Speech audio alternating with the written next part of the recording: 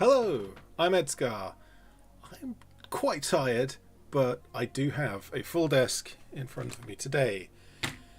And I have the British Universal Carrier. It's not out of focus in real life, I promise. There we go. British Universal Carrier in 28mm 1/56 scale from Warlord Games. And this is a new kit, so I'll need to build it. I suspect this won't take the full time that I usually stream for, so I have my Sherman from last week, or 2 weeks ago, whenever it was I last streamed, and we can do a little bit more work painting this one. So, hello to 40k guy in the chat, how you doing?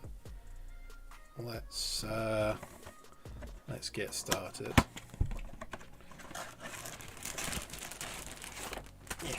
So we don't need the box anymore. I have perused this a couple of times already, so I already know that there's some interesting stuff. That's a very large Ziploc bag. And a very small Ziploc bag. Thank you very much to Vas for packing this for me. I wonder if... there's a little bit of a joke about some of the various companies you get the ticket of the person who kind of packs your stuff. I have at least 4 from Vas, or Vaz, not sure how it's pronounced. So they are responsible for a lot of the models I've had recently. Actually, the Conflict 47, where I got the Tesla Sherman and all the Americans. I'm pretty sure that was Vas as well. No one cares about this. No one cares at all. We have transfer sheet. I'm going to be using that. I'll freehand any markings that I need. And we have a card with the rules for bolt action for the Universal Carrier. It importantly doesn't include the points limit, or how to put it into a unit, into a platoon rather. It just gives you the stats for the weapons and the special rules that it will use. Recce, turn on the spot, open topped. Of course it's open topped, it doesn't have a roof. And we've got the light machine gun, which would be the Breton, and the boys anti-tank rifle as well. 40k guy is working on an Inquisition force and Blackstone Fortress heroes. Interesting. So is that a 40k army, or is that are we talking 28 Inquisitor 28?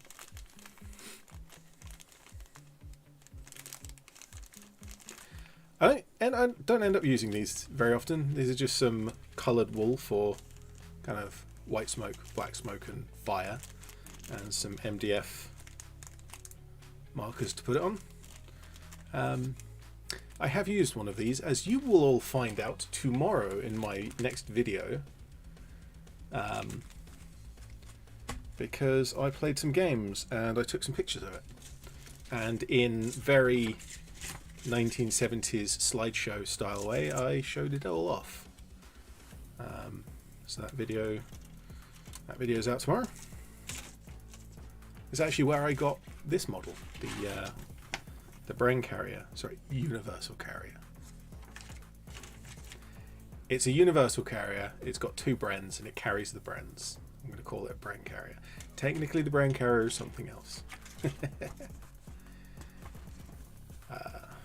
40k guy says probably won't be able to play all of it, but just want it to look good. Sometimes that's more important, particularly with 40k, because playing it's so much less fun these days. But yeah, having you don't have to have all of your models be for gaming. Sometimes just having cool models that you've put time into building and painting, that is valuable in its own right. So the instructions are pretty simple. Put the bits together, put the other bits on, and then choose whether you want the Mark 1 or the Mark 2. Now in game terms, Mark 1 and Mark 2 mean nothing. They are equivalent. It's just kind of like the storage box was moved. I did look it up, and I was terribly bored by the whole thing. So I am going to need to do some conversion work along the way, and I have my just a random collection of bits over here for that, which we'll get to when we get to. Converting some Forge World Necromunda. There was a Forge World model that I sort of wanted. I don't think they sell it anymore. What is this? Is that? Yep, that's the antenna for the Sherman, which is broken off again. I wonder if I'll be able to get this to be visible.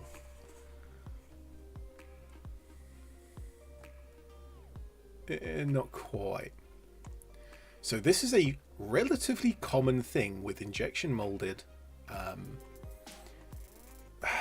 Depends on the material, but it's very common with polystyrene. And it's called a cold join. So if you notice, one of these parts, kind of the bit that's on the turret still, has a recessed, kind of very, very circular shaped recess. And the bit that's broken off has a circular shaped protrusion, and they match up absolutely perfectly, or at least before I tried to re-glue it, they would have matched up perfectly. There. And the way that these form is that during the molding process, plastic comes into the sprue, into the mold, through all of these injection points, and it flows and it joins up with the plastic coming from other injection points. However, as the plastic passes through the sprue, it cools down slowly or fast, depending on the exact nature of the sprue. And when the two bits of kind of flows of plastic meet each other, if one of them is cold enough, then it will kind of bunch up and the warmer plastic will spread around it and they'll set, but they won't actually form a join. The Dark Elder, 40k 3rd edition Dark Elder, were famous for it. There are several cold lines in the models.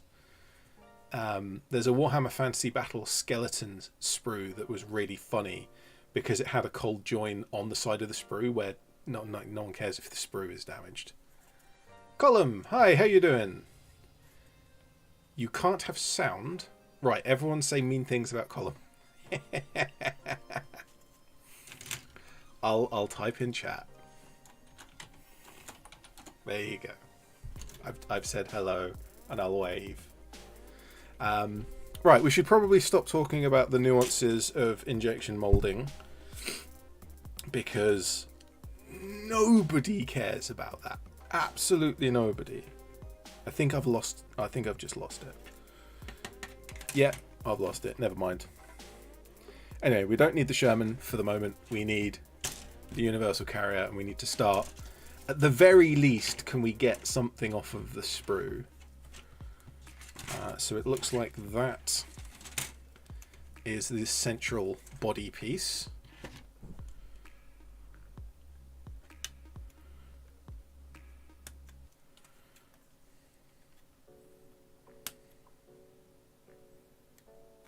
So let's just have a look at how Warlord's molding is. We've actually got some extra injection points in the part. I assume they will be... Actually, I wonder if they're locator patches. They might be that. We may have to come back to that discussion. They might be where you glue other bits, because that's where the feet for the driver and co-driver go. And that, I'm not sure. The mold line... There is a mold line there along this part. It's very, very shallow.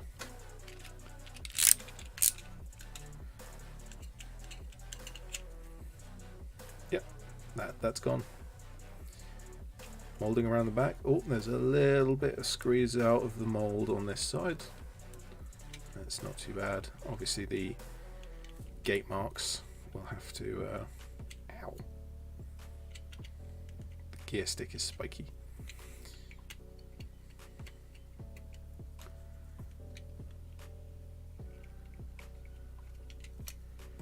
Let's clean that up. Bam. There we go. Right. And that's pretty much all it needed. The mold line around the front follows the contour of the part. Can you even... I don't think I'll be able to actually get it to be visible. No. That is what we call excellent quality moulding. In terms of the mold line. So let's find some other parts and see how they fit together. So I think we're using these two, which is the side of the body now. So let's pop these off.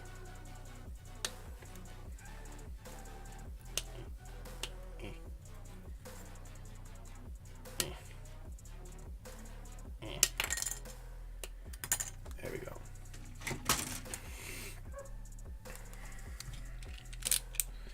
So again, we have to kick. We have to kick off the sprue lines. That's definitely how that works. Stick the boot in.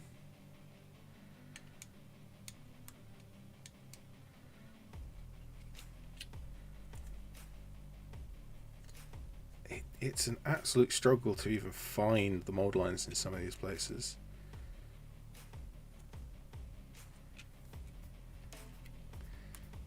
Gate points are fine, don't have to worry about those. Just run the blade along the surface and you usually get a very nice smooth... Oh no, I've cut off some rivets accidentally. I'm not paying attention. Hello to the dog next door. There is absolutely no avoiding that. Legion Smiles in the chat. Hey, how you doing? We are making a universal carrier today. Oh, I think there's another bit of flash there. There we go. That is the bit of flash that I had to clean off. Absolute disaster. Totally unacceptable, eh? It's really nicely cool. Really nice quality kit, this.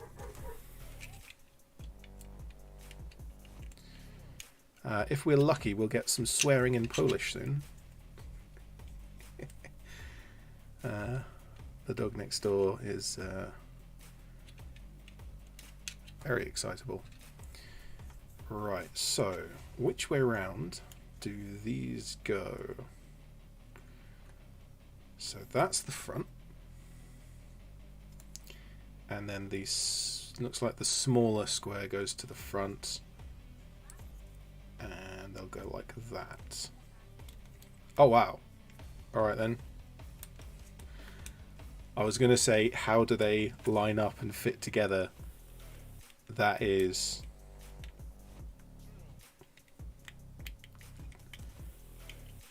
That is a perfect fit.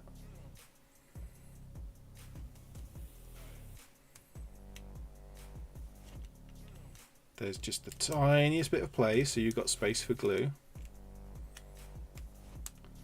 But they lock into place. Well, they don't lock into place, but they line up.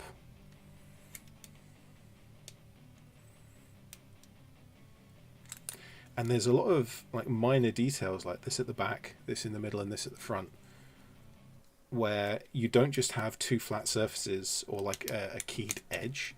You actually have a somewhat more complex shape with multiple surfaces in different directions, and that makes it very nice to fit together. Right, let's glue something. And I've got some new glue. My favourite glue, or polished iron cement rather, is this stuff. As you can tell, I've basically run out. This is the Revell metal tube. It's fairly thick, and I like that because you put some plastic parts together with a bit of this and it sticks and it holds in place. So you don't have to like hold it there for ages while it all evaporates. Whereas this, again from Revell, not sponsored, is a liquid with a little brush.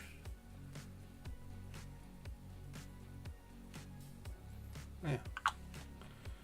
So there's some tricks you can do with this type of glue. For example,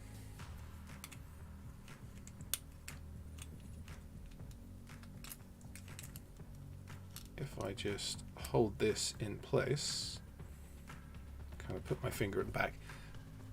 There's a lot of model kits where if you held something together like this, with like finger and thumb down here, it would all just pop out of place and fall apart. It's kind of what I meant with this being a nicely fitting kit. So because this gap has just enough space for glue, I'm going to see about just kind of tapping, oh, don't want the dribble, tapping the surface with the polystyrene cement and just allowing it to, just through capillary action, pull its own way into the joint.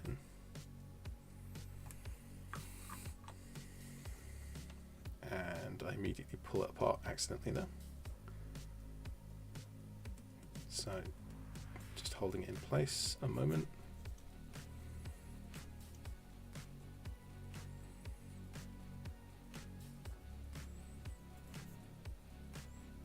Yeah, and that's that. And I've got a fingerprint on the bottom because I'm not paying attention. 40k guy says, make sure you all like the video for a free cookie. Can I have one of those cookies? Because I don't have any cookies. I mean, that's not a problem because I have a cheesecake downstairs. But that will come later. That will be my post-stream victory meal. Or snack, a cheesecake and not a meal.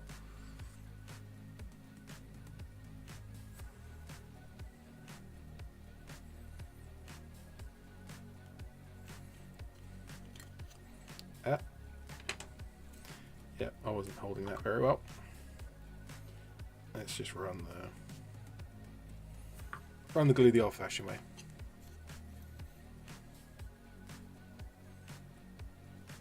All right, I don't get a cookie, I just get likes out of it. Okay, fine.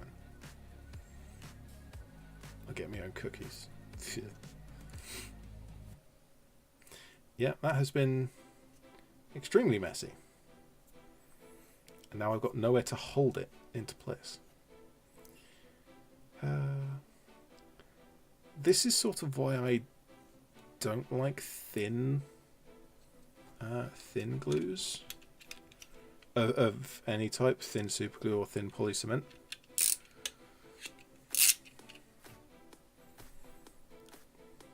Yeah, sure. That's the thing. 40k guy running a scam in my chat.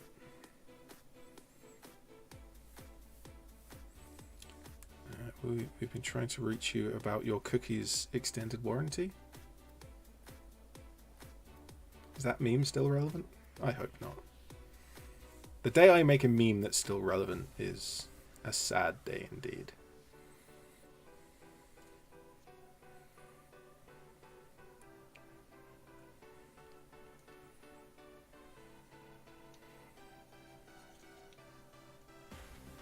So strangely, this is actually something I quite like, which I will get a nice close-up of. Bum.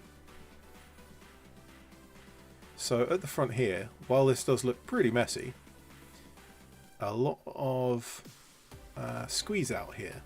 So this is the polystyrene cement has melted some plastic, and as I pushed it together, some of that gunk kind of spilled out. And that's fine. I like that because that means that the whole joint is full of material. And when that sets, I'll be able to just run a knife across the top as if I was cleaning a mold line and get a nice smooth surface with no gaps. Right, next. We need the back, which is that.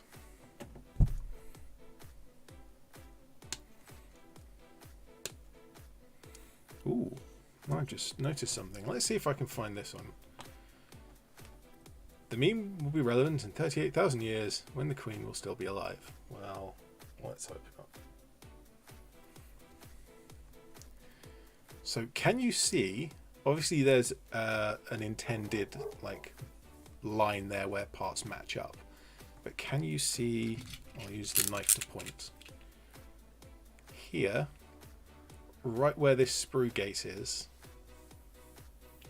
and we have here coming from this sprue gate, and we sort of have another one coming from there, and then at the exact middle point between this one and this one we have this line. So all of that is the plastic as it's been squeezed together in the molding process has formed those lines. Now those are subsurface. Polystyrene is ever so slightly translucent, so you can see down into the top surface. So there's no physical like texture on the surface of this. You can't feel it. It won't affect the paint at all. That is inside the plastic.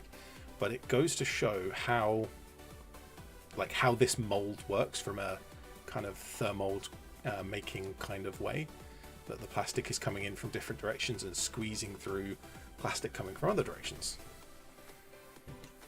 I bet none of you expected or wanted lessons in injection molding, but it is a subject that I have been looking into recently. I find it very interesting, mainly because everyone keeps going on about how great Games Workshop sprues are, and they're kind of not. In the industry of wargaming kits and like display model kits, Games Workshop are average.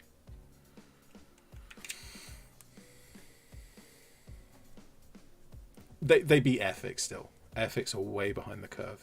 It's kind of a shame because Airfix is a kind of one of the bigger names, or they used to be.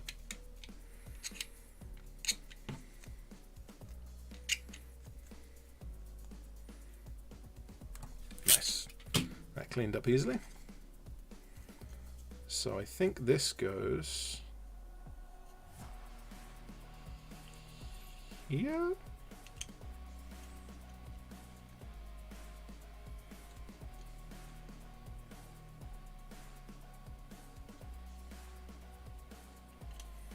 I'm not convinced about that.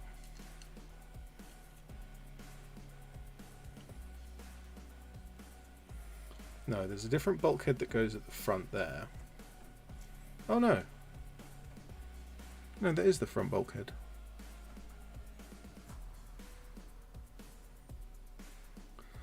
Odd. Okay.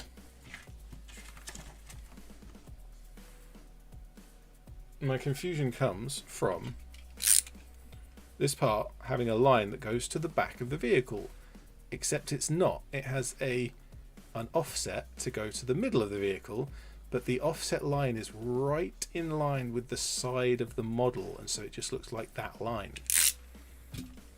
There we go.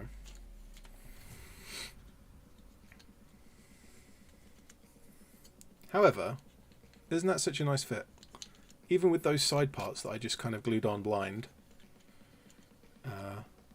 that all lines up really nicely.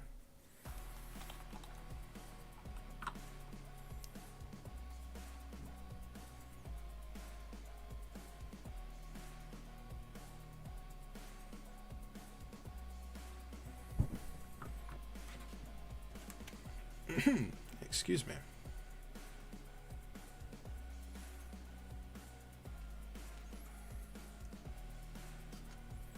And that's that.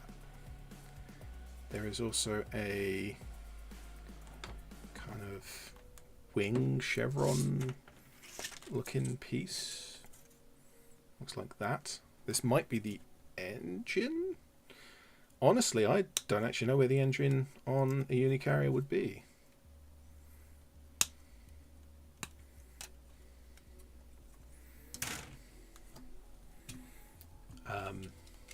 If anyone wants to look up if a universal carrier has the engine in the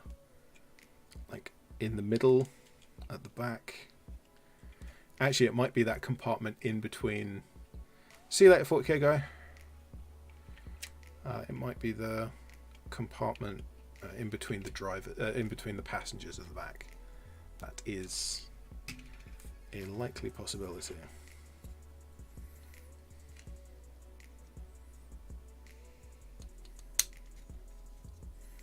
Ah, it seems like I was supposed to glue that on first. Oh well. It managed to snap into place. I assume then I won't need much in the way of glue. I can just dab on a bit.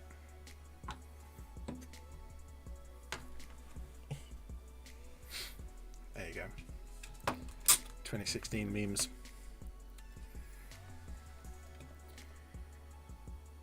We get the...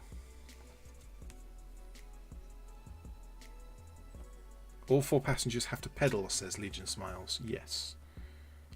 I think that might be correct. I'm sure... Okay, so that's the middle of the seating. That goes on last. That's the top, which goes on last. That's the front. Is it this piece? This is a really nondescript... That picture, what is that? It's a box with a squiggle at the bottom. I think it's this part. It has been said many times that Warlord Games models are very good, and their instructions not so much. I have noticed a couple of the infantry kits. The arms are not necessarily marked correctly.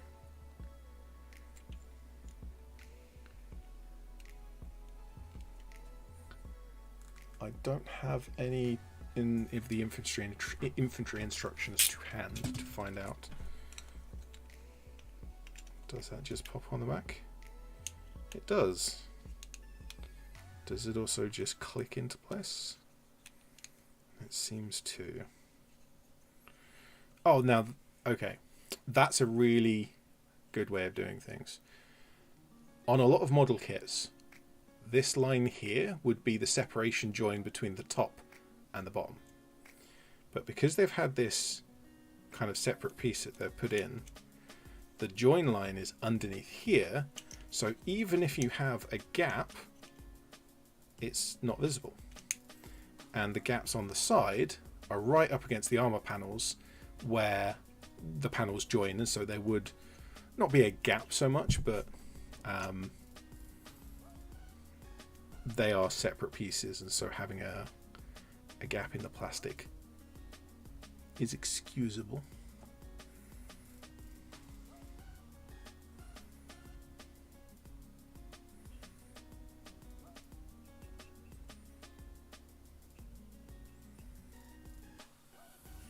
Just going to make sure I've got a little bit of glue in the joins.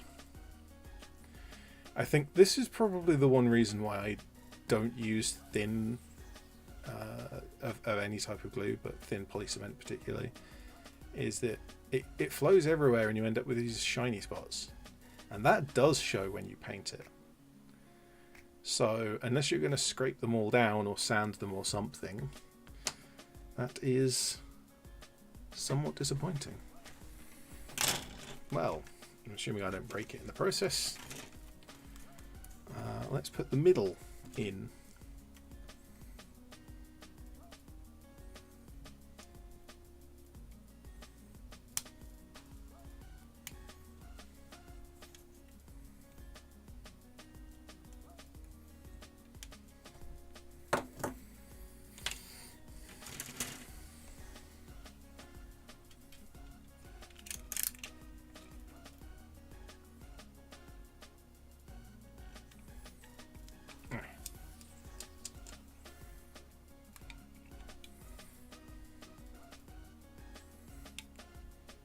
This is a very interesting part. So much detail and opportunity for really good painting. And it's a box.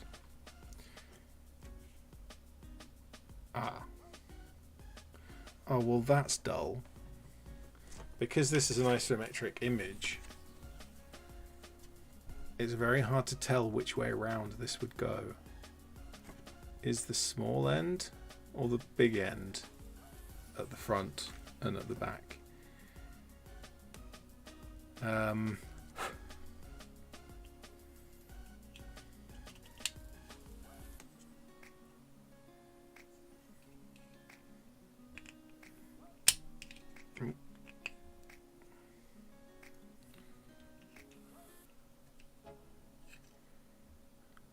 I don't know.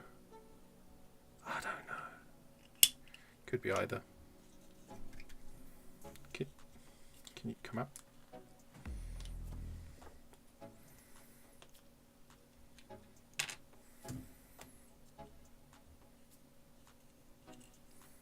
Oh, I seem to have dislodged the back panel doing that. Does this part give us? It does. This part gives us the answer. So this piece goes on top and it has an angle to it. So by comparing the angle to the part, we should be able to tell that. Oh. So if that goes there, which it seems to, that's clearly angled downwards to the back. So we shall put this in downwards to the back.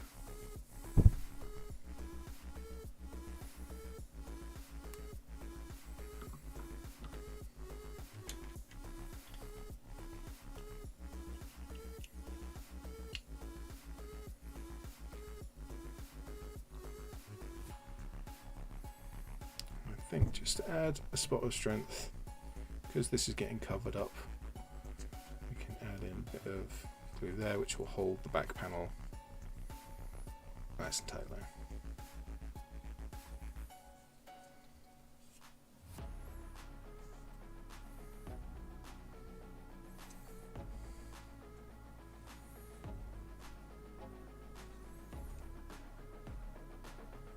It all lines up fairly well.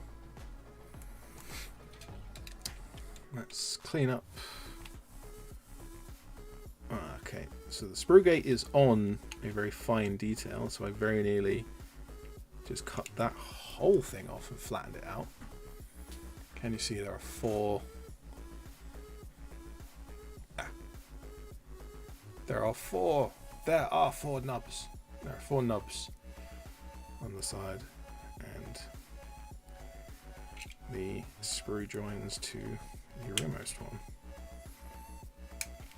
That's mildly difficult to actually get to, but nah, it's not really an issue. Again, the molding is pretty nice. The location where they've put the mold line means that you don't have to clean it up because it's not visible. Oddly, this kit has a couple of bits of very thin flashing, which is, it's odd because usually flashing is the really, really bad mold line that's got at hand. But in this case, it seems to be just a leftover, possibly somewhere in the design steps. Like a measurement was done wrong somewhere. Where were they? I wasn't paying attention to where they were, because they might all come, because if this was a 3D model, if this was designed in a computer, there may well be some like a single measurement somewhere was off by 0.1 millimeter or something absurdly unrealistically small, but when that comes to making the model or making the molding for it, it means that the parts don't match. But it's so close it hardly matters. There we go. the whole back compartment is done. Oof, I've skipped over part of step 1. In fact, quite a few parts of step 1. There is the tracks to do.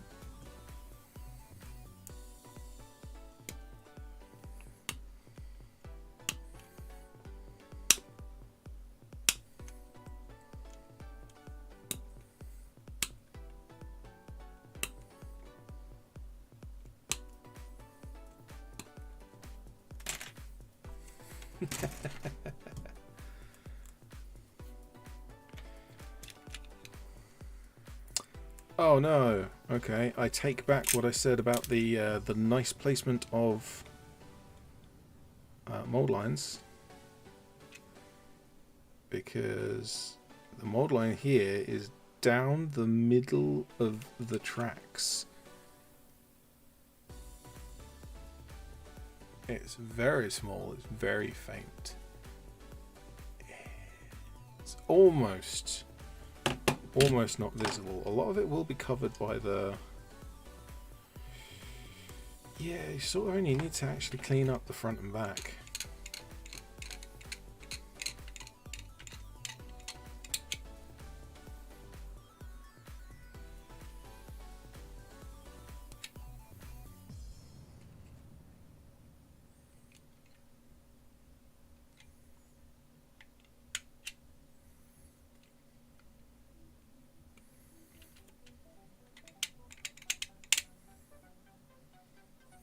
Haha, my song.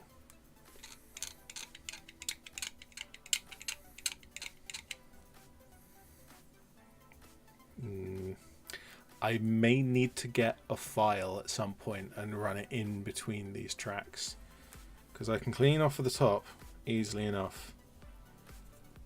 But getting underneath it to... sorry, getting in between the tracks is far more difficult. Or I just cover it all in sand. That may be the way to go. Which way round do you think these tracks go? So they look like just a mirror. Yeah. So we've got drive sprocket at the front, probably. Yeah, I think this is the front, because we've got a shallower rake here and a much steeper rake here. That's what I'm going to guess. So I guess it's front sprocket, rear idler wheel. Let's check. Nope. Nope. Now that is the sprocket at the back.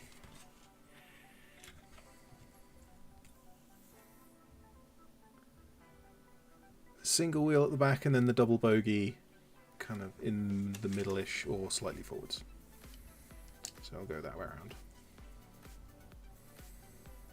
Which does suppose that this block in the middle is in fact the engine. It makes sense, and there's not much room anywhere else for an engine. So it probably is the engine. Right, let's do the same amount of cleanup on this track set. Just want to get rid of the worst of the sprue injection points.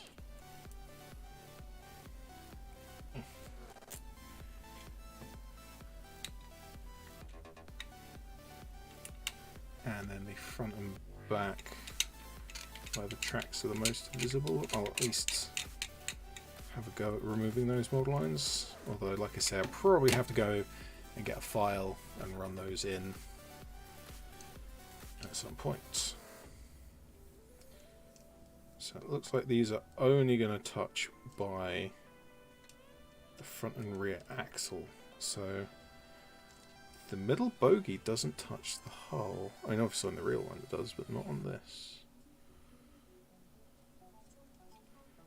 However, for the sake of strength,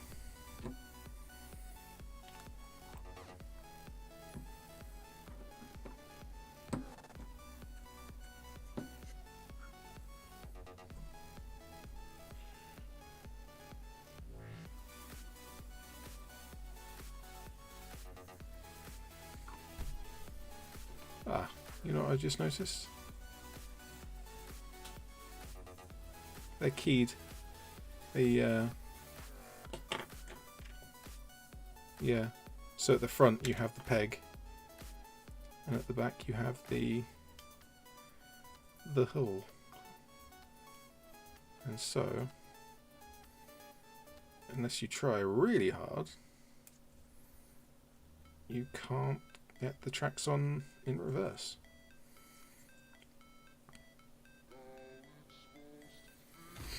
Well, it looks like the middle did not want to bend into place, so I shall probably give up on that idea. Let's just get the front and back of this one.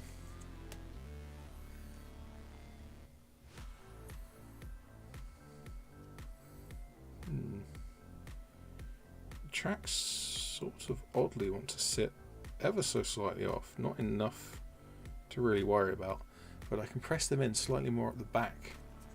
Yeah, the back than at the front.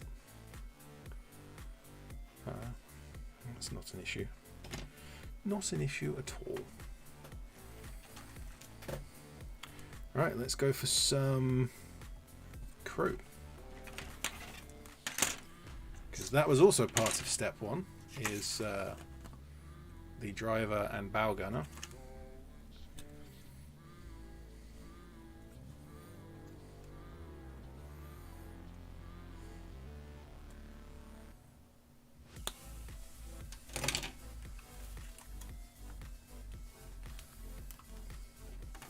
Seems that someone down the street seems to be playing some music. It's woefully inconvenient. I'm not sure if that's coming through on the microphone. Hopefully not. But let me know if it is. I'm not sure if there's much I can do about it. I might be able to wrap the microphone to reduce it a little bit.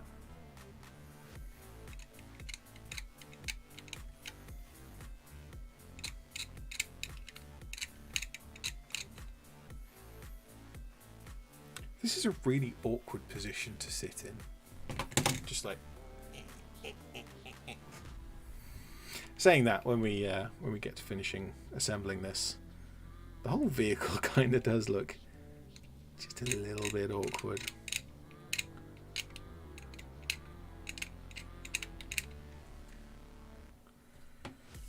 Right, let's get the steering wheel.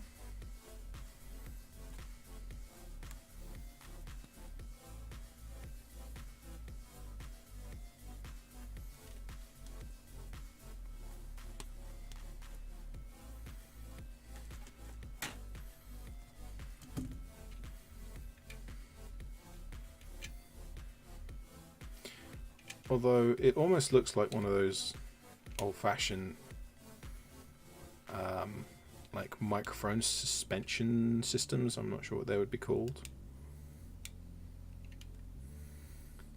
Kind of looks like the old radio mics where you have microphone in the middle and it's on the bands to deaden the vibration. You wouldn't want the vehicle to roll over, says Legion Smiles. Well, no, you wouldn't. Certainly not if you're in said vehicle. Which way round does this go?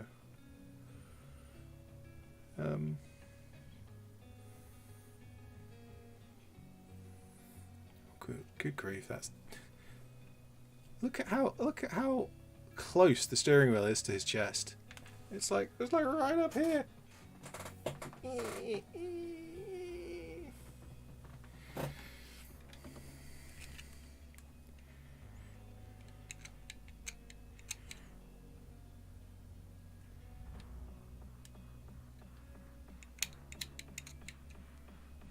Terrible model lines. Anyway.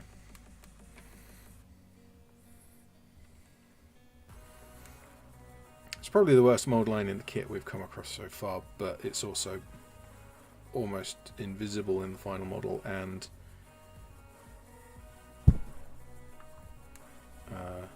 also very tiny because it's just across the back of his hand.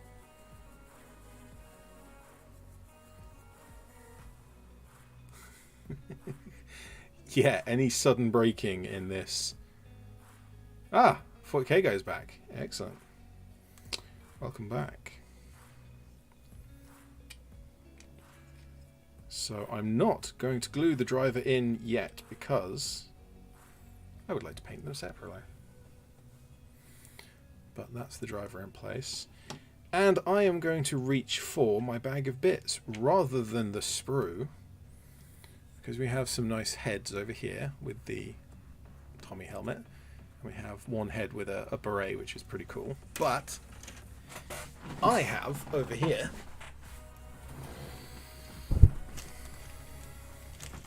the leftover parts from the 8th Army Infantry.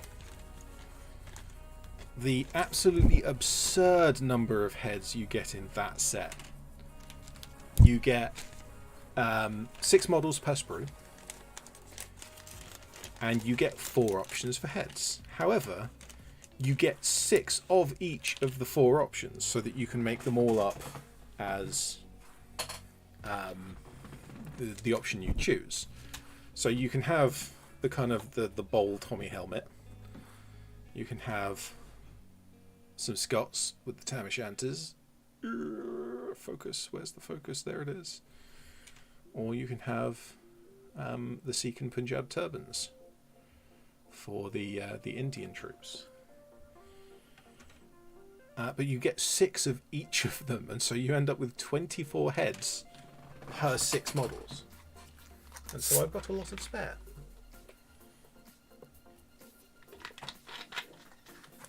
Hail hydrate.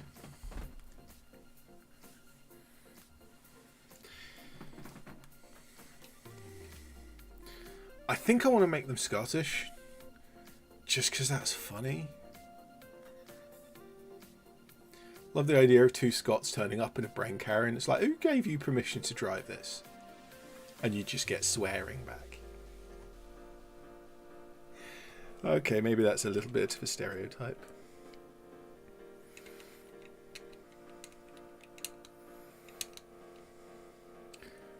I know enough Scots to know that swearing is just like punctuation for them.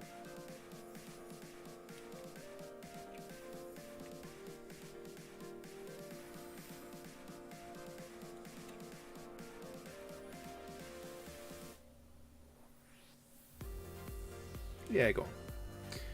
Let's make them Scottish.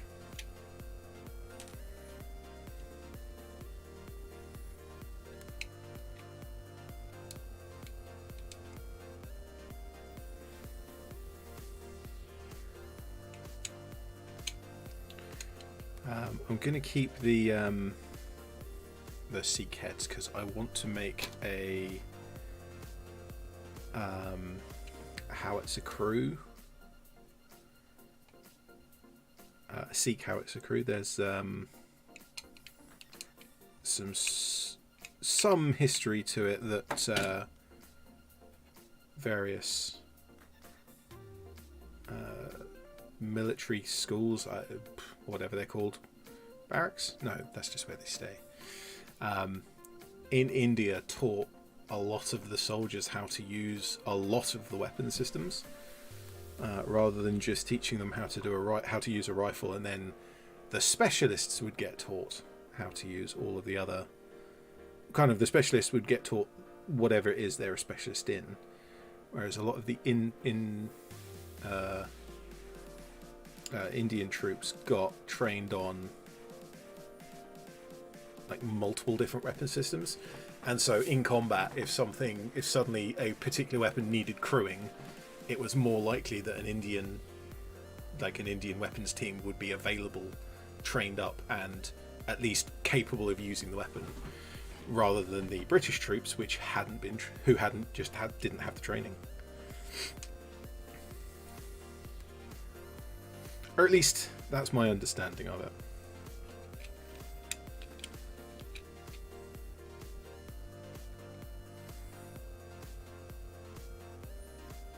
There you go. So he's going to sit in there. And let's grab the front. And I want to see... Can you...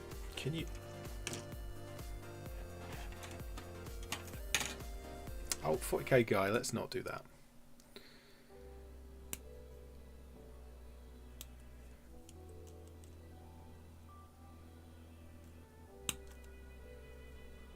It's fine, they're only Scottish.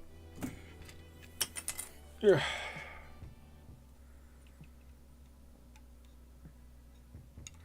Because I want to see if I put the front panel on, kind of assemble it all, can I fit the crew in and out? Yeah, probably. Ah, maybe not. No, that's a shame. Yeah, it looks like...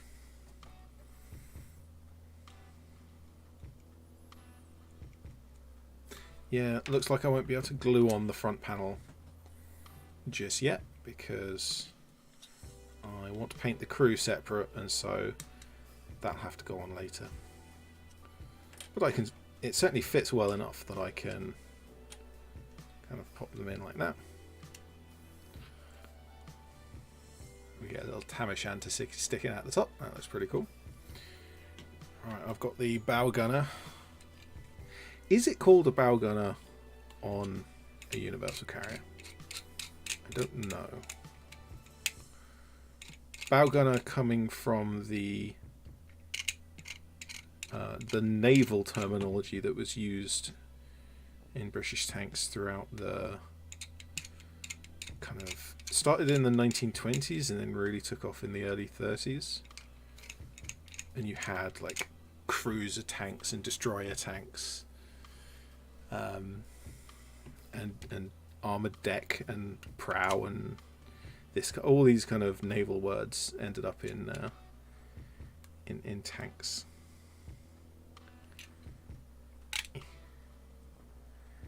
Pretty 3D print some. I can 3D print some beer bottles for them. Yeah, let's really go down the Scottish stereotypes. Is that? So one thing I know about this kit, because I looked in advance, there's 2 brain guns, and the complete brain gun with the stock, and this like little bar here, this is a pintle mount, that's the Bren at the back, and this Bren without the stock goes on goes for this guy, and that little block in his arm, like by his arm, that's the stock of that Bren. That's again, this is an awkward vehicle, kind of. That's the shooting position, like down here. How are you supposed to aim? I haven't actually decided on a name for this thing yet. I've named most of my bolt action vehicles. My T-34 is called from Kazakhstan, written in Cyrillic on the side. I've got a Japanese Type 94, yeah, Type 94 light tank, which is called yokai, which is a very complex word and has lots of meanings, but one of the meanings is a small spirit that appears suddenly, and so having that be the name for a scout tank is just kind of interesting.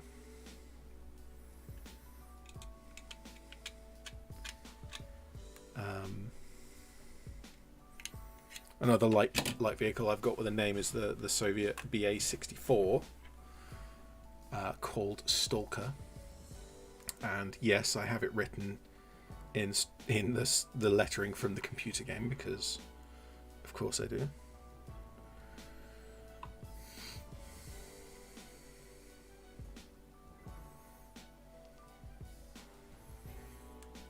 So there's that guy. They can go in next to the driver. He has legs, so the driver don't get legs, but this guy get legs. He also doesn't want to sit in there.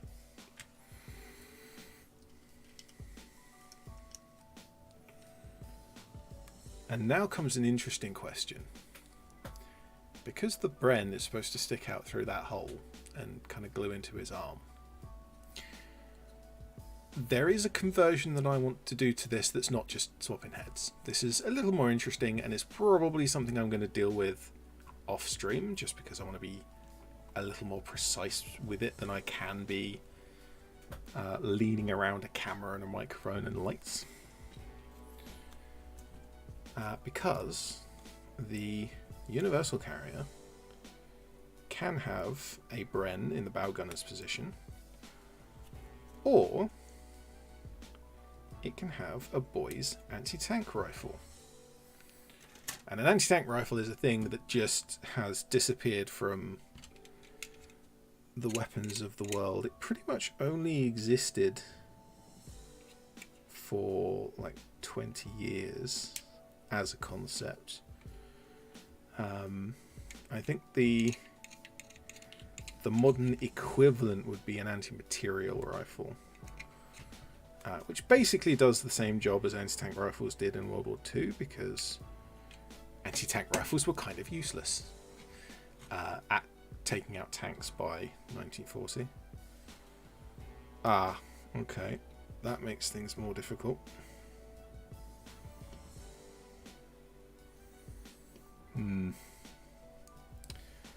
So I thought that I would be able to take the Bren out of the front and replace it, but it seems that the Bren... Oh. The Bren is a very tight fit.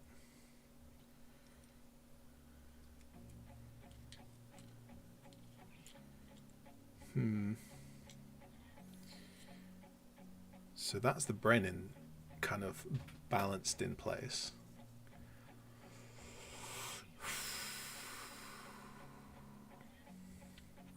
What I had planned, and I will get it out just to keep it with this kit, because I will still try, but what I had planned is to get this boy's anti-tank rifle from Perry Miniatures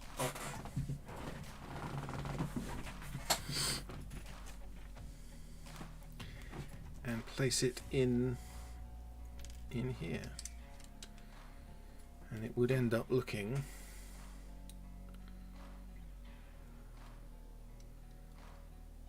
something like, oh, this, yeah,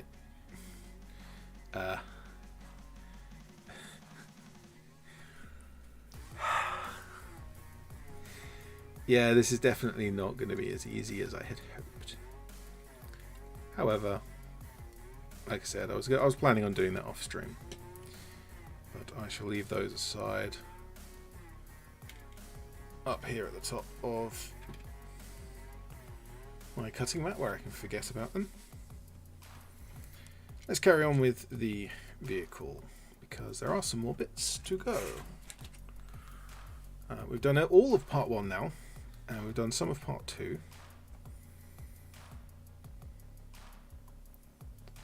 The only thing of part 2 left is there is a spare road wheel to go on the front, and you don't have to put this on. I assume this is one of those optional things, but I will put it on because it gives me the opportunity to paint something in a different colour.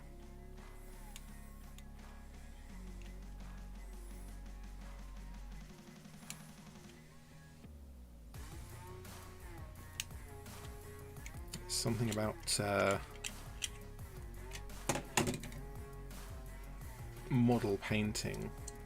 I think this goes for not just model painting, but also actually building models as well.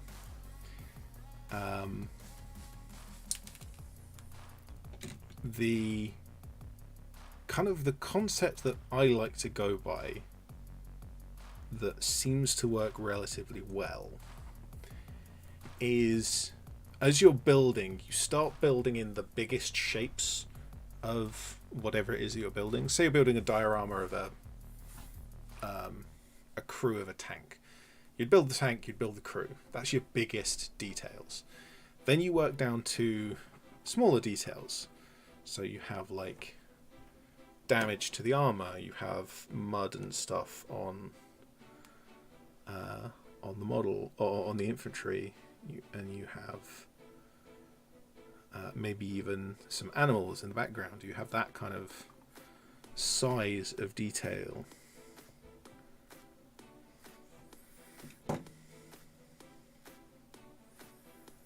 And then you go a step smaller again, and you look at what's smaller than that, and you look at like highlights in the clothing. You look at the weapons and the kind of the rust effects and these small fine things and plants and toadstools. And by the time you've gone through this, from the biggest all the way through the various steps down to the smallest, you end up filling your model or diorama with interest at different sizes, but it's all in the same scale. And so hopefully it looks good.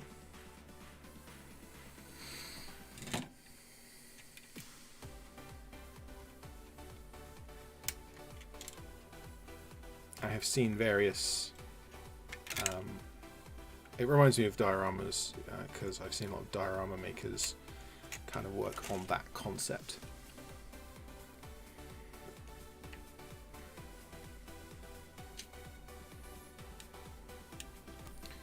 So what I might do here...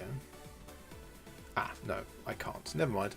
I was going to glue the pintle to the gun on the sprue and then cut it off the sprue as one piece. It would have been easier to work with, but the frame of the sprue is in the way. So that's fine. I don't get to do that.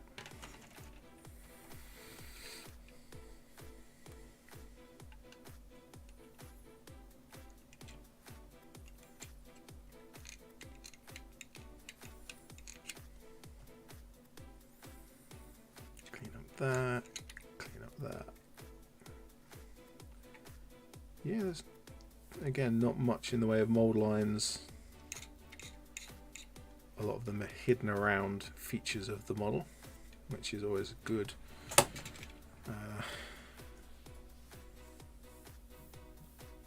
Right, did anyone see where I put that pintle mount?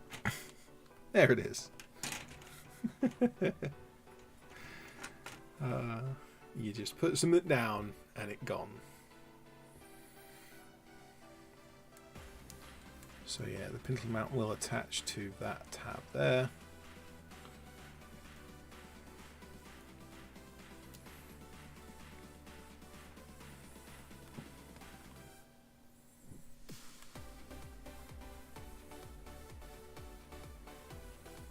Whoops. That was the gas port. I've just gummed up with glue now.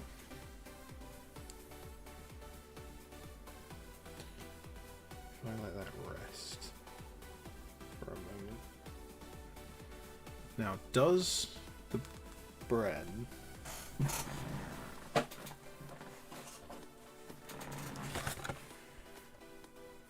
none of these show it at the right angle. There is a feature on this part right there, this little square thing, and I'm just wondering, is that the intended place where the Bren glues on, or does it go right next to it? Because it fits very nicely next to it. Do any of these... See, in the pictures, the pintle mount is like this arrow is slightly off to the left, and the gap is slightly off to the left, so I'm going to go with that. I think that is, yeah, let's go with that.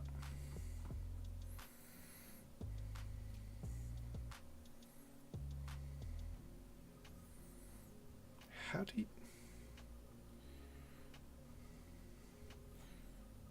So one thing I don't like about this brush is it's very difficult to regulate the amount of cement you're actually using. Oh, stay. All right, well, let's let that settle.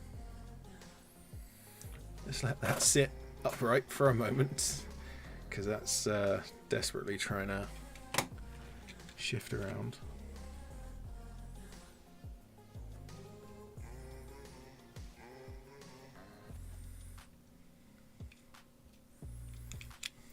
There's a bit of a wisp of something on the side. I'll clean that up in a moment. For now, everyone, take a drink.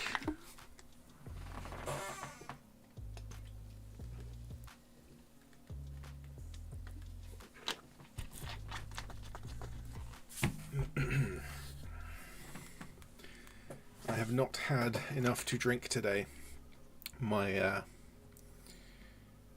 had a hectic time at work.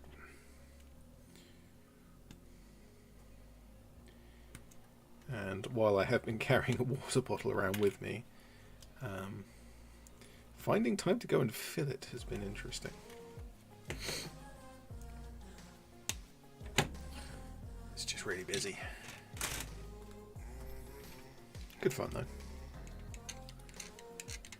Alright, while that Bren is settling up, I'm going to clean up the rest of the crew.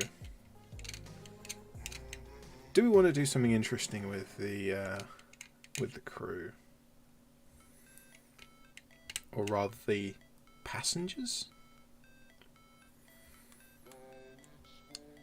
Because with the... I just had a thought. Yes. With the Soviet tank riders that I've been using in games recently, you have to have a model, or like some infantry models that you can stick on a tank to represent that there are tank riders like on the tank at that moment. And I keep forgetting to take them on and put them on and take them off.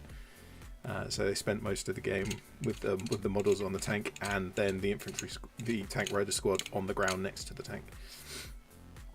I mean, it looks cool. It's not how it's supposed to be. But the same thing doesn't necessarily apply to other transport vehicles in bolt action, because this is a transport vehicle, and so you would expect there to be a unit inside it. But yeah, the tank riders specify that. However, if I was to use the universal carrier as a transport for, say, my officer,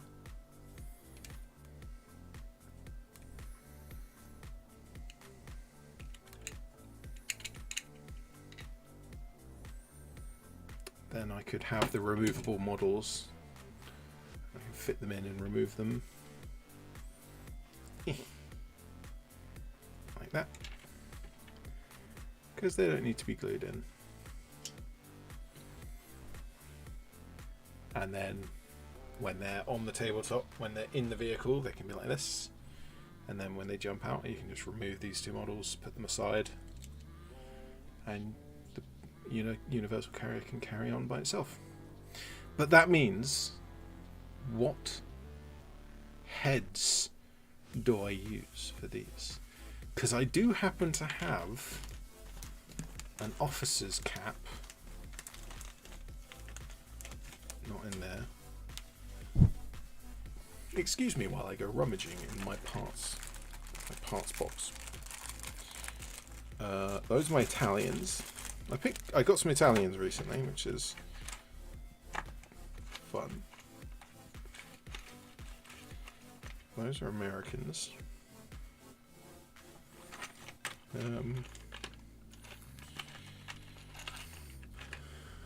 Those are from Spellcrow with gas masks. These are from Spellcrow with like desert turban looking things. Pretty cool. Or Agal, kinda. I'm not seeing them. Kit bash I'm working on at the moment. Some other model. I'm getting distracted. I'm going to have to give up. I think I'm going to give up. So instead of that, should we go with just the Tommy heads from the kit? We've changed the vehicle crew to Scots. I don't have enough Scots heads for the guys at the back, so let's be boring. We can be a little bit boring. That's fine. And let's have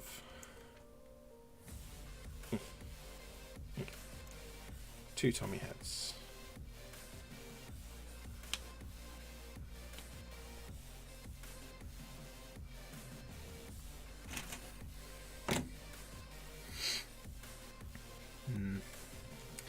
We have the camo netting molded over the 2 halves again. This is the same as the Warlord infantry kit. I really liked the Perry Miniatures way of doing it, where the helmet was molded separately from the head, which you might think that's very fiddly, but when you've got a camo net on the top of the helmet, that, like, molding it sideways means you can actually mold all of the detail on the top of the helmet, and the mold line is around the rim of the helmet, which is much easier to clean up. Whereas what I'm ending up with here is just this odd flat spot around the camo netting, which not great.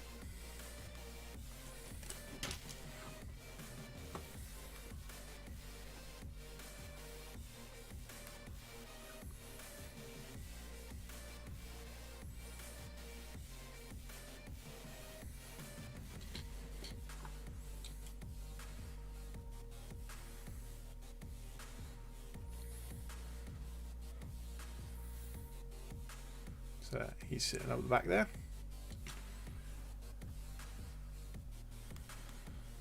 Let's do the same for the other.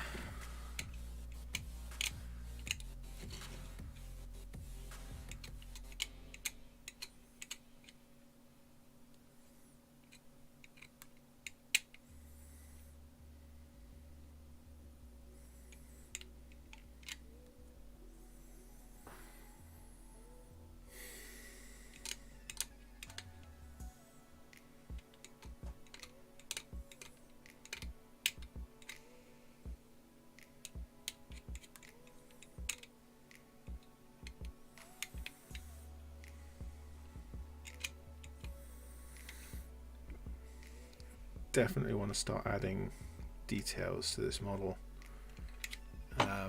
The camo pattern for this, I'm going to paint the same scheme as the Sherman.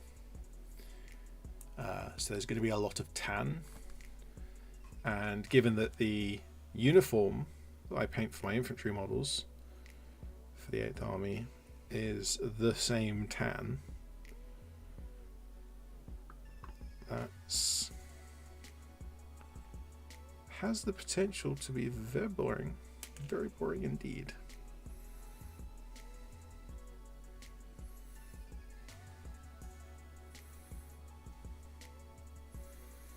Oh, this guy does not like having his head turned.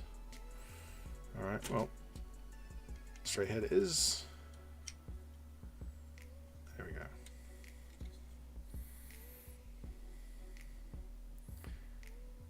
Scott's on the universal carrier with the officer in the back. That's kind of fun. Right then, we have a few more details to go. And I shall need to go and get the box again.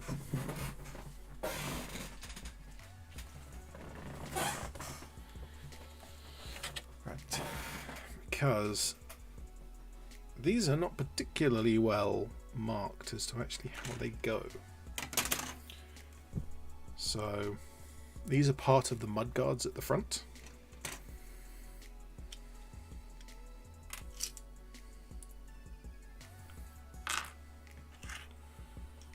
And they're going to cover the idler wheel pretty well. And it's going to be either that one or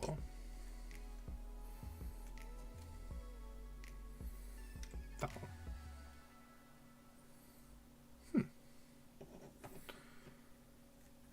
Realistically, the choice of like whether you want the Mark 1 or Mark 2 comes down to stowage. Stowage in the headlights is the real differences. I think there's also a radio box, but that's actually very, very dull. It doesn't even have any wood texture on it. It's just a couple of very simple shapes for the Mark 1, so that's kind of dull. Let's go for a Mark 2 then. We've got the angled mudguard detector thing, deflector, and we've got more stowage at the back. Although I can put the stowage on however I please, and I might just do that. Right then.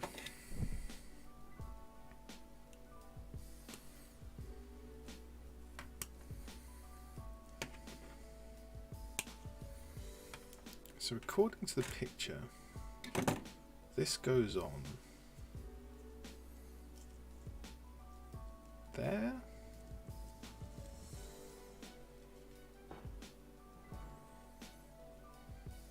People letting off fireworks in the background.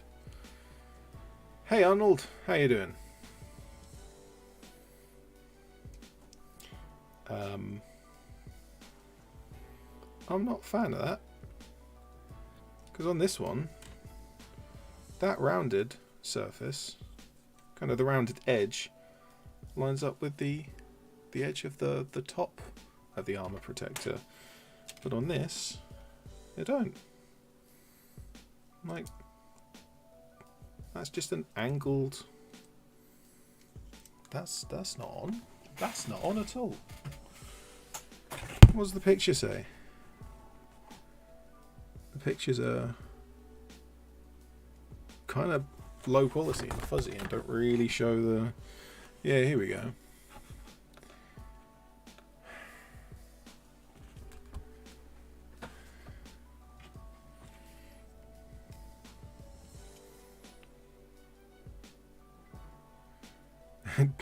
Arnold has discovered YouTube Shorts. Yeah, I made a couple of those, but they're not terribly... Like, they don't line up with the kind of stuff I want to make. I'm old and I like to waffle and talk for a long period of time about a particular subject. So having shorts are maximum 60 seconds, I think. You have 60 seconds with which to kind of have your... No, I think it's 30. However long it is. It's not long.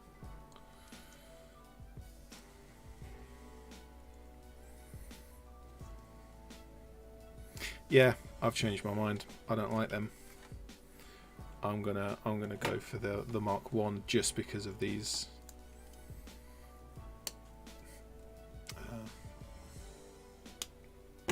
kind of skirts thing, the armored skirt, because that angled piece, I just can't get it to sit in a place, can't get it to line up how I like it.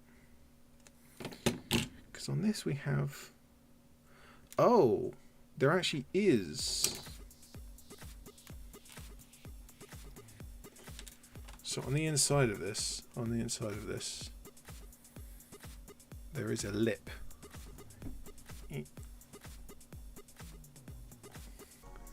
There's a lip there, and that has, you can see there, it has the rounded shape. 40k guy says that YouTube Shorts are 60 seconds. Yes.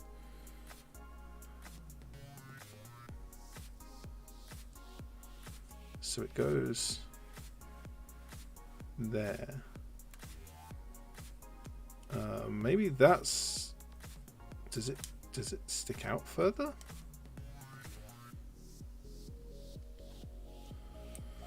Oh,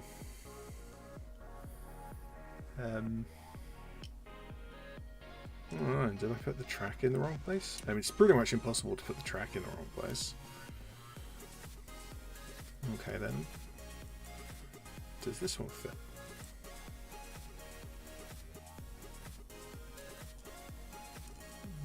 Yes, but it's sort of having the same problem that it doesn't want to sit flat. I don't know where these peg holes, because there's 2 pegs on it. And they seem to have, like, not really... Yeah, there's 2 pegs in there. They don't really go anywhere. There's nothing for them to contact.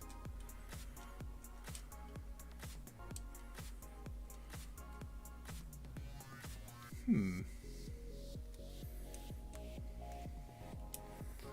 also pretty sure I'm going to have to cut those rivets there, because that's going to sit there, but it needs to sit against the hole.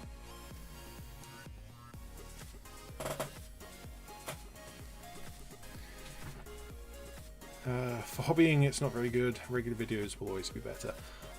I disagree. I have seen some people use YouTube Shorts for model making very well. But it's more of a case of, like, here is a flash description of a particular technique. Like, this is how to edge highlight. And you have 3 shots of 10 seconds showing edge highlighting, and then you show the finished model. Or you just show off the finished model. It's like, hey, I've been painting these things. Bang. There you go. I don't know how these are supposed to sit.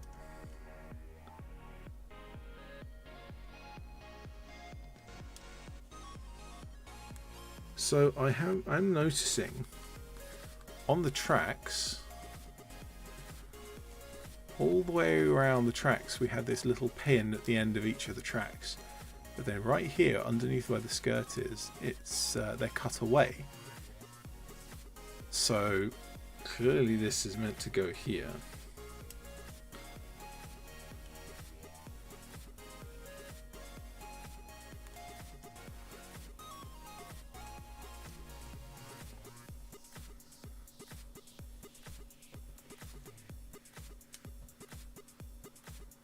I think it might just be that the track is sticking out too far.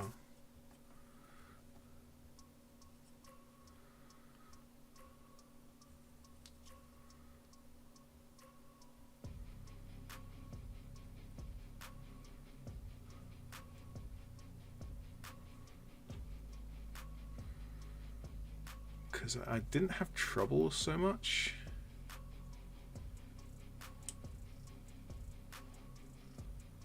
Oh no, don't worry, Arnold. We're just talking about YouTube Shorts for the mini painting hobby. I think what I'll do is I'll get rid of those rivets off of the side.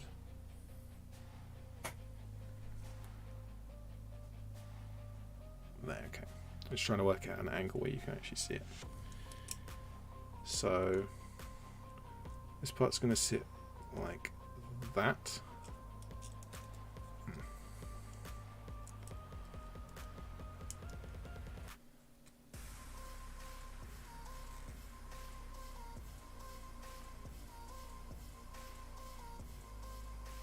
So I need to leave 2 rivets behind.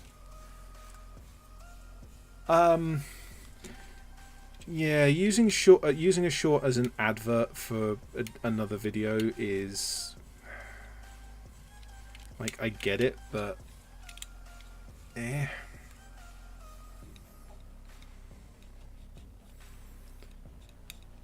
as a viewer, that's not something I would like to see. Like if one of the content creators that I follow has a video coming out, I'll see it when it comes out. Like if I see a video for like an advert for a creator that I don't follow, and they're like, "Hey, I've got this video coming out soon." It's like, well, I don't care. Let me know when it's done, sort of thing. So, yeah. I get that advertising is a whole thing, and I'm bad at it, but I also don't like it. So, you know what? Just cutting off those rivets has made that sit really nicely. Is there anywhere in the instructions where it says to cut off these rivets? Doesn't look it. I still don't like that is an angle on a curve against a curve. That makes me sad. But I will. We'll keep with it.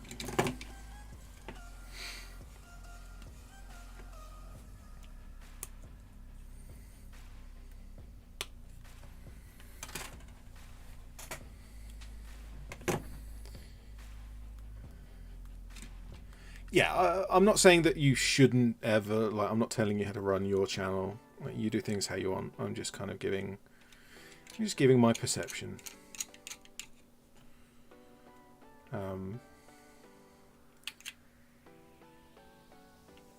I sort of tried to use my shorts as like jokes that my followers might actually understand. Okay, same again on this side. We're leaving 2 rivets behind.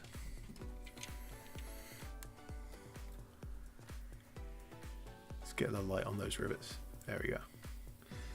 I remember one is when I was making the ghostly Gaunt's ghosts out of Nighthaunt model.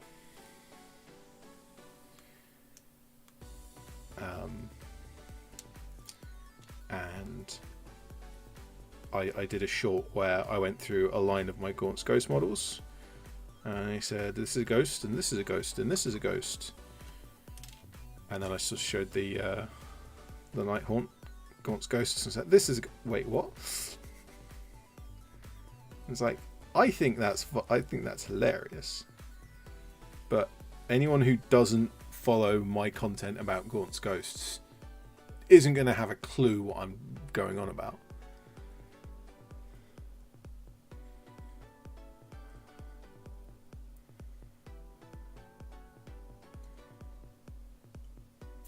Yeah, getting these protectors on the front has now bowed the tracks.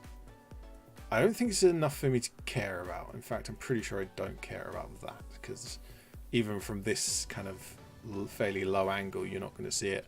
And when you're gaming, you're going to be looking at it like that. So that's fine. But yeah, I take it back slightly about this being a very very easy to put together kit, because either the tracks didn't go on fully, which I suspect is the answer, because the back of the tracks went down much further. I mentioned it when it happened. The back of the tracks went down quite well, and then the front of the tracks was sitting slightly proud. So it seems like that has caused my issue there. But yeah, I really don't like that, the Mark II angles versus the rounded mud garden in these kind of straight lines and angle. Yeah. Oh well, it's done now. It's a Mark II. That's what we're getting. See, that's another thing about a tube of super glue, is you can't really knock it over. Tube super glue, tube of polycement.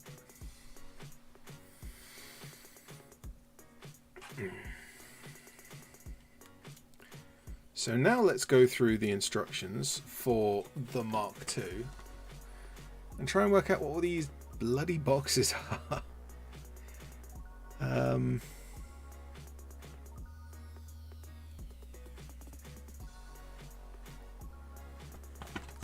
Let's refer once again to this So the headlight, this is a terribly grainy picture. To be fair, holding it up to a webcam makes it worse, but even in real life this is a fairly low resolution picture. That headlight looks like it's on that armor panel. So let's go and find, it looks like it's going to be that.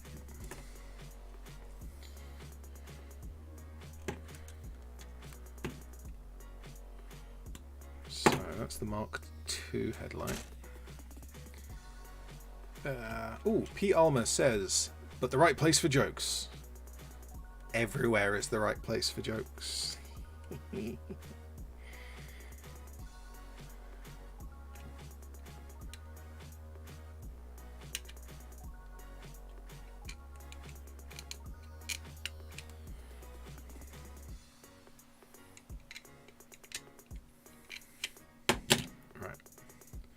So that goes on to this armor panel.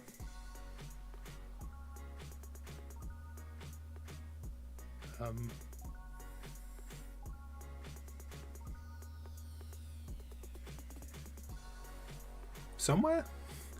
Oof.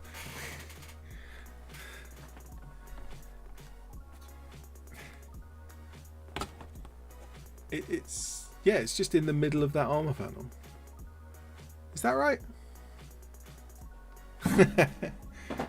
Going back to the tracks discussion, 40k guy says it's a Scottish vehicle, so maybe it's just drunk. Maybe it's just drunk. I'm going to disappear the chat for a second because I need to muck around with my...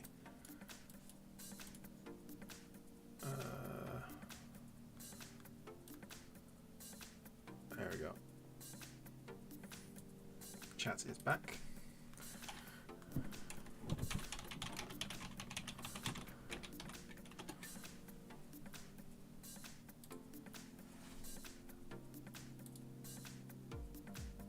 So that, I've got a picture there, and that's quite clearly showing. Oh no, that's the Mark. Yeah, that's the other headlight. That's these headlights. That's a Mark 1. That's a wreck. That doesn't have any. That's a Mark 1. Universal Carrier Mark 2. Yep. Okay. So we were right all along. It is just randomly stuck to this armor panel. It's just that the mounting bracket kind of on the Warlord kit is somewhat generic, but yeah, it just goes in the middle of that armor panel. Let's just go.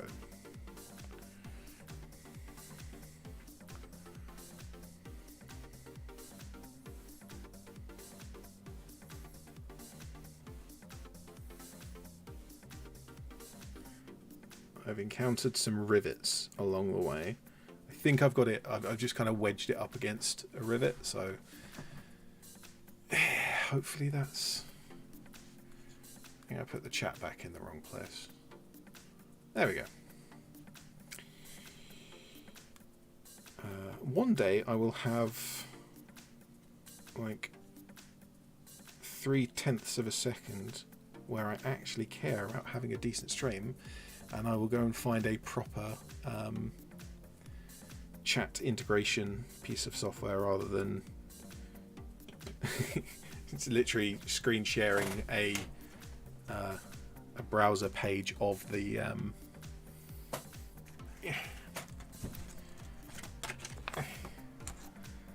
of the chat.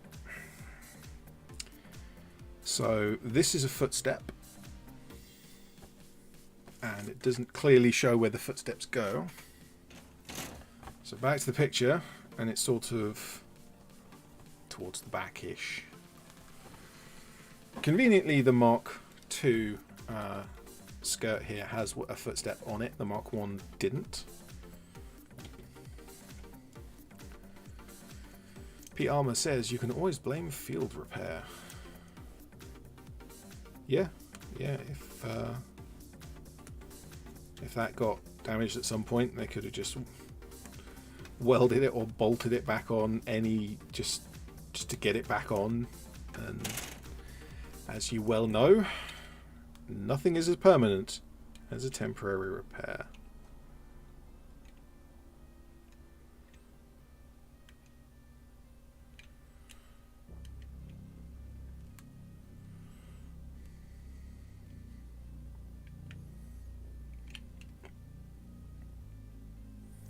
Knuckles Nerd says hello, and hello back to you.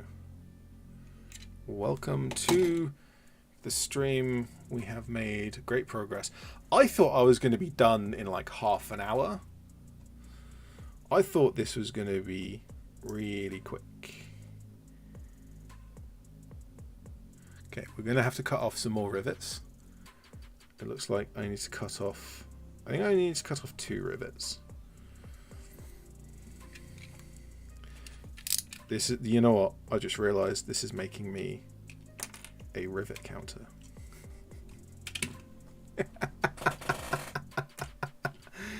I'm counting rivets.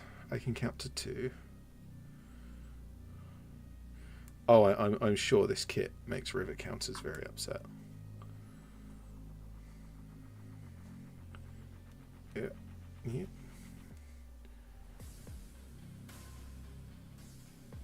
I mean, that goes on quite nicely.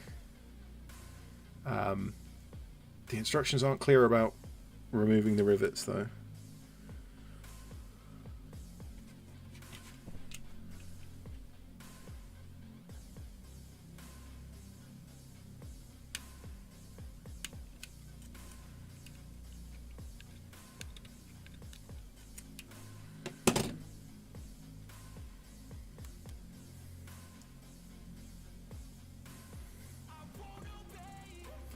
Oh yeah, this song is...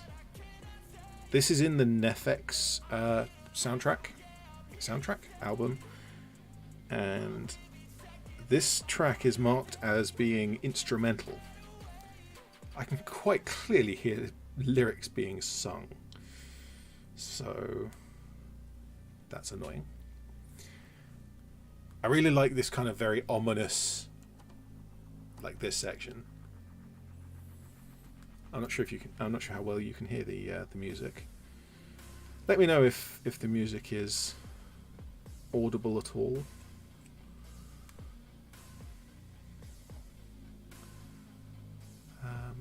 So it seems like the rest of it is just boxes. I think I will go for the big box and the tarp at the back, just because that gives me an excuse to paint something not tan. A lot of this model is going to be... Is it that box? Yeah, it's pretty much the only box left. A lot of this model is going to be tan, and a lot of the stuff that isn't tan is going to be brown. So even if I paint the boxes as wooden boxes, it's a lot of brown.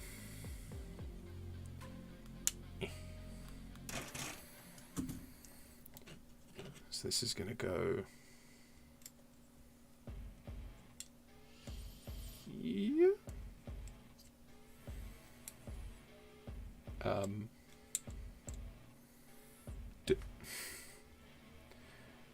Does it glue on the top of that? Where's the pictures? We're going back to the pictures. Beating the microphone to death.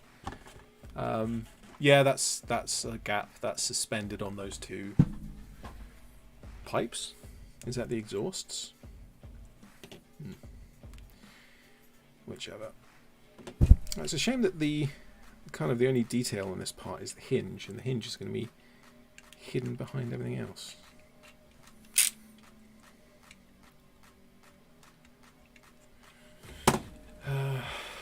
Yeah, because it's kind of going to go that way around. If I clean up all of the...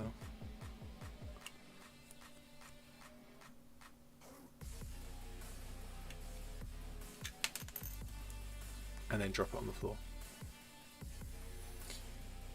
Dropping parts of the model kit is a requirement of making the model kit.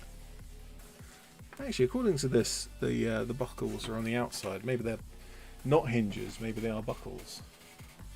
What does this say? You can't see it in that picture at all. Yeah, go on. Let's put them on the outside just for the sake of... they don't line up with... I thought they might line up with the straps, but they don't. Let's put them on the outside just so that we have something... Whoa, okay. I do not like... Yeah, I'm definitely not... I'm not sticking with this ultra thin polystyrene cement. It is a passing fad, and everyone will go back to proper polystyrene cement any day now. 4K guy says yes, this is audible, thank you. Right. Let's clean up this big old tarpaulin looking thing. I wonder if this is a weather cover for the vehicle when it's parked, or possibly a tent for the crew. Could be anything.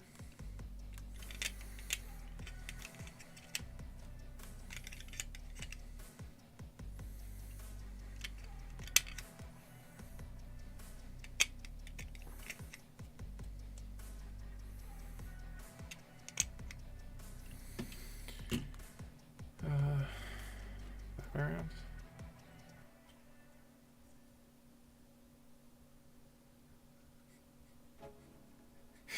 P. Alma says, so I'm not sticking with the glue. No, I am not sticking with the glue. Nicely done. Nicely done.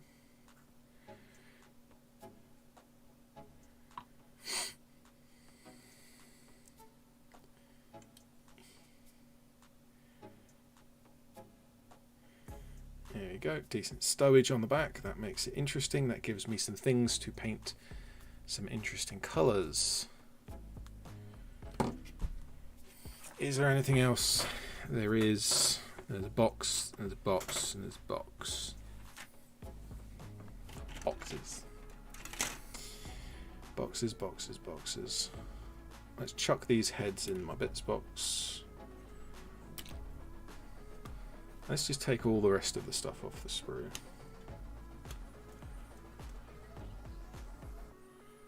Because there ain't much left, and it's easier than digging, kind of holding up the sprues all the time.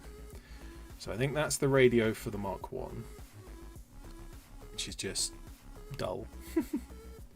Just a block of plastic. That's, if I can get it off, that's a box.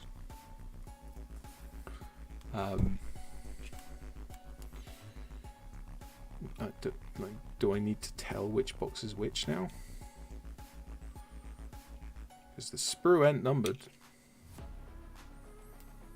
It's such a simple kit, it kind of doesn't need to be numbered, but and yet there's just boxes.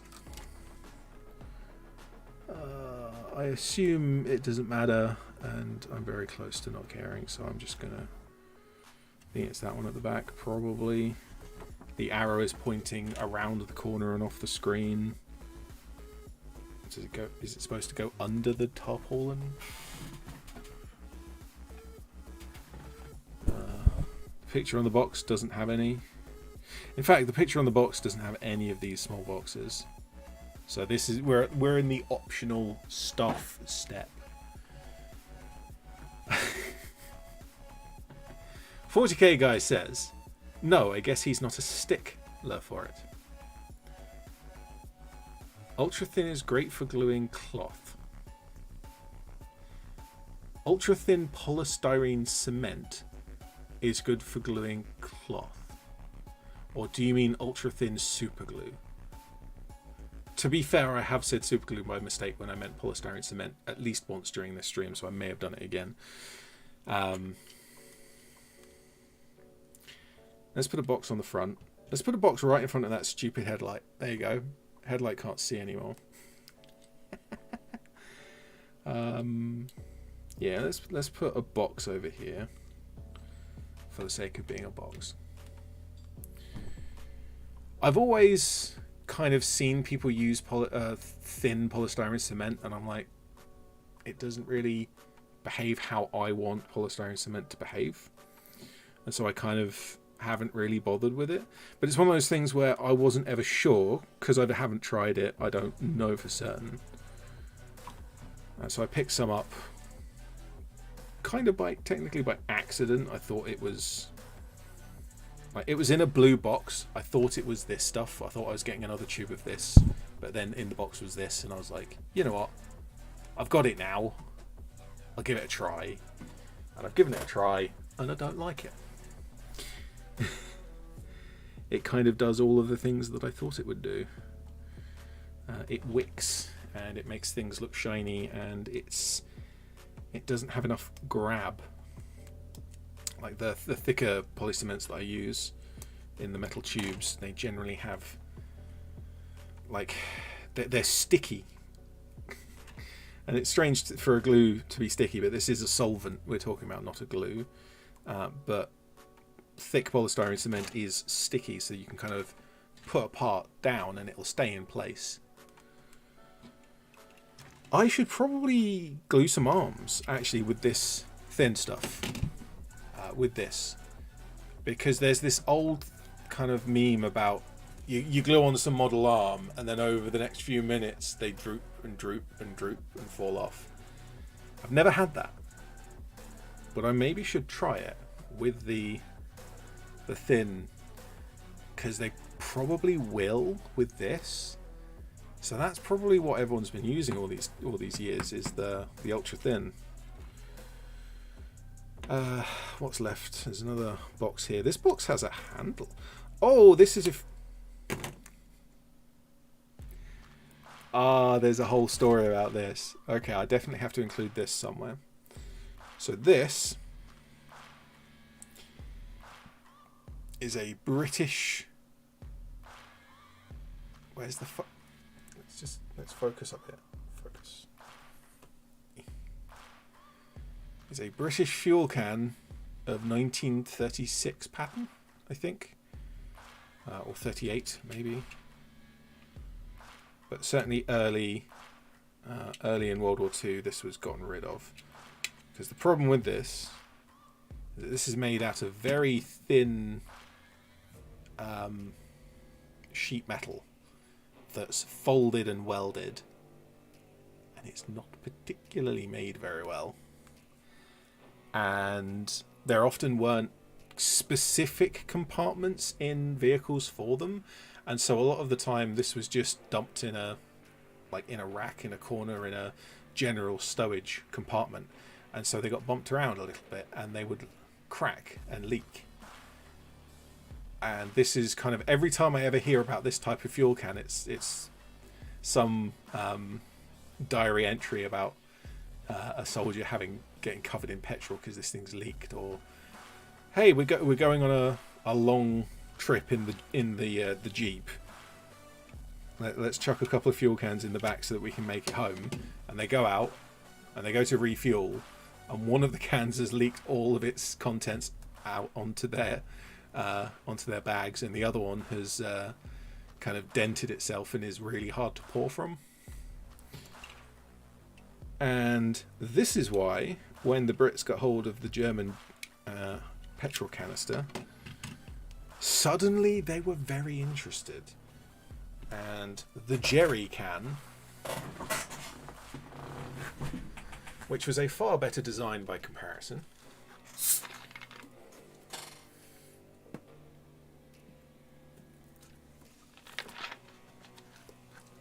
Ah, 40k guy says he means plastic cloth. Model parts, plastic model parts that are representing cloth. Blends the two meeting points together. I would actually argue that a thick polystyrene cement, like this kind of stuff, does that better, because this has an aggregate in it. So technically this is a glue, whereas this is not a glue. This is just a solvent, whereas this is a solvent with some plastic mixed in with it. So when this evaporates, it leaves behind that little bit. Plus, when you stick with this, you squidge it together and the actual plastic of the two parts squidges together, and you can have this squeeze out line that you can sand down to completely flat. Much easier, or very easily, and I just suspect that that doesn't work as well. Focus. That doesn't work as well with the liquid, because possibly there is some aggregate in this. I don't know that there's none, so I shouldn't really have said that. But it's harder to put this where you want to, and it's harder to get that squeeze out. Although you can still get squeeze out, as we found earlier. I think at this point that sprue is completely empty. This sprue just has the headlights on. So let's take off those headlights. Those are pretty cool looking headlights. I'm going to have to use them in something at some point. So that's that sprue done. So the sprues are gone. The spare parts are the skirts and the headlights for the Mark 1, the radio box for the Mark 1, and then we have two boxes. Oh, they're both fuel cans. I didn't realize they're both the same. They're both the fuel cans. Do I want to put the fuel cans on somewhere? I kind of like the idea of putting the fuel cans on just because they're so bad.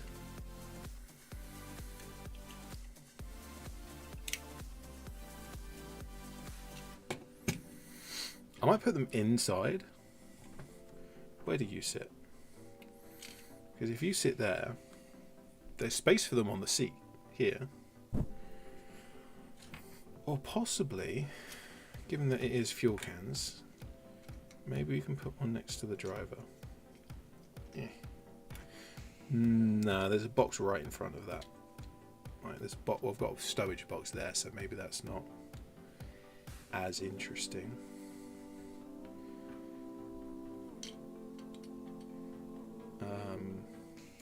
I'll think about it. I haven't decided. But that is this model pretty much done. I do, as I mentioned earlier in the stream, I want to play around with making the Bren and the boys' anti-tank rifle from the Perry Miniatures kit. So that's because the carrier had the Bren gun and the boys' anti-tank rifle, so I want to be able to switch between the two. It looks like it's going to be a lot more difficult than I thought it would be, because they sort of don't fit in from the front. They have to feed in from the back.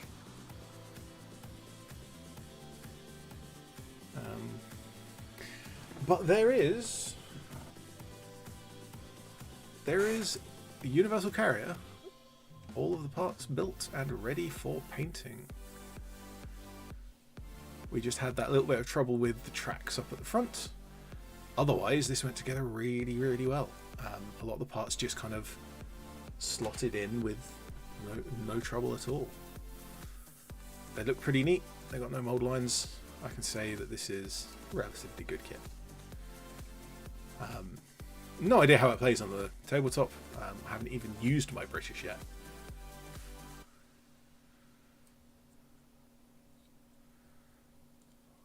Let's do a funky 360. I don't have my turntable out.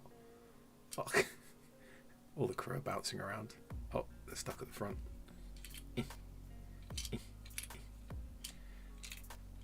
It's a bumpy ride. There we go. Go to the back. I wonder. Hold on for one moment while I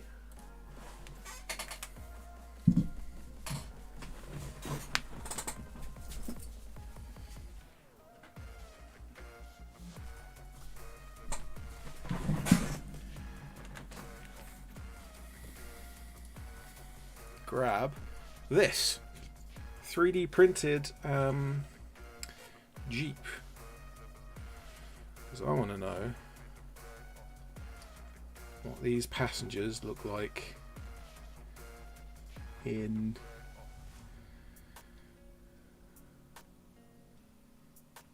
it doesn't quite line up. It doesn't quite want to sit right, but it's close. This one is less.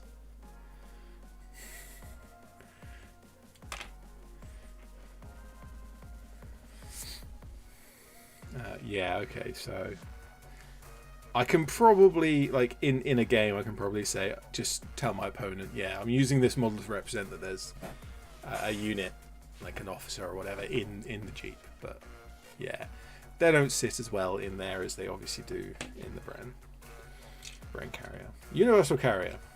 I keep calling it brain carrier. It's not a brain carrier. Okay. Well, I will leave the chat for a few moments to ask any questions that you may have, or make any comments about this kit that you may have. We've got 3 minutes left until 9 o'clock, so may as well give those 3 minutes for some questions, if you have any, and then I will end the stream. Let's see. Just while I leave you that time, I'm going to switch over to the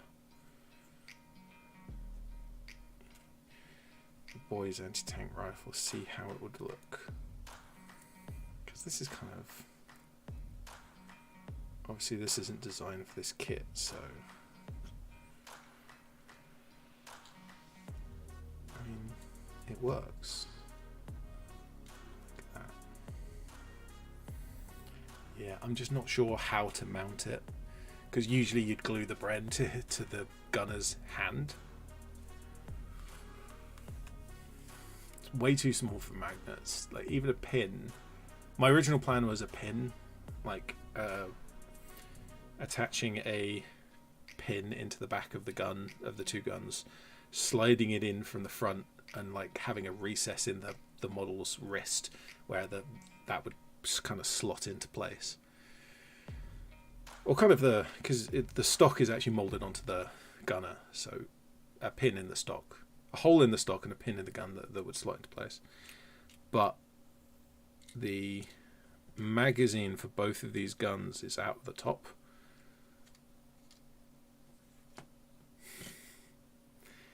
I shouldn't have given you the opportunity to make more puns, should I?